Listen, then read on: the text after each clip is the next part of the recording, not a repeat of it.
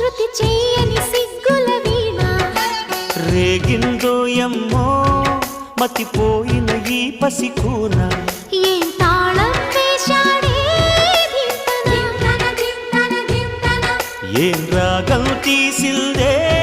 అంగనా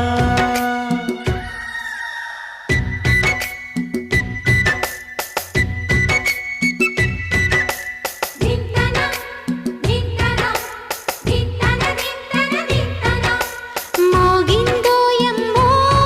శృతి చేయని సిగ్గుల వీణ రేగిందో యమ్మో మతిపోయిన ఈ పసికూన